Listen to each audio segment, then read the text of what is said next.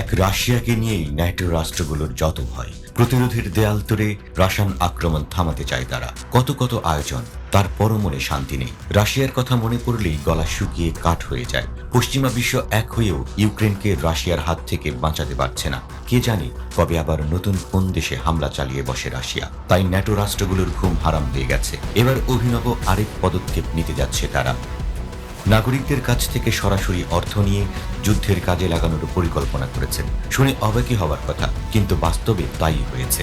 ন্যাটোভুক্ত দেশ লিথুয়ানিয়ার অর্থমন্ত্রী আস্টিন আরমোনাই বলেছেন, সরকারকে ঋণ দেয়া মোজায় টাকা লুকিয়ে রাখার চেয়ে ভালো। অর্থাৎ টাকা পয়সা সঞ্চয় করার পরিবর্তে ট্যাঙ্ক কেনায় বিনিয়োগ করতে বলেছেন। দেশের প্রতিরক্ষা শিল্পে অর্থায়নের জন্য এই আহ্বান জানান তিনি।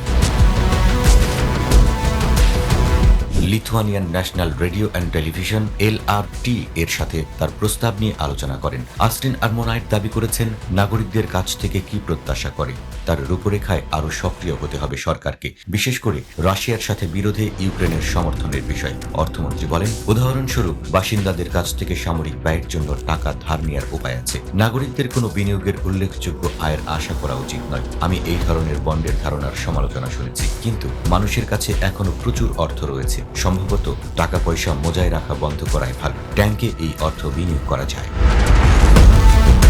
লিথুয়ানিয়া, লাটভিয়া এবং এস্তোনিয়ার প্রতিরক্ষা মন্ত্রীরা গত সপ্তাহে বাল্টিক অঞ্চলে একটি যৌথ বিমান প্রতিরক্ষা ব্যবস্থা গড়ে তোলার লক্ষ্যে চুক্তি সই করেছেন। একই সময়ে রাশিয়ার সীমান্তে প্রায় ৬০০ কনক্রিট বাংকার নির্মাণের পরিকল্পনার ঘোষণা করেছে এস্তোনিয়া।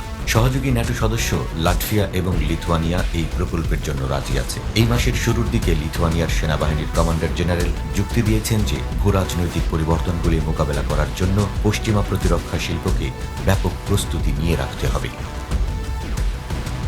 পশ্চিমা সামরিক জোট ন্যাটোর শীর্ষ কমান্ডার জেনারেল ক্রিস ক্যাভোলি গত বৃহস্পতিবার ঘোষণা করেন, আগামী সপ্তাহে মহড়া শুরু করেছে জোটটি। কয়েক মাস ধরে এটি চলবে। গত কয়েক দশকের মধ্যে এটি হবে ন্যাটোর সবচেয়ে বড় মহড়া। ৫০টিরও বেশি বিমানবাহী রণতরী থাকবে, ৮০টির বেশি যুদ্ধ বিমান, হেলিকপ্টার ও ড্রোন এবং অন্তত ১১০০ যুদ্ধযান।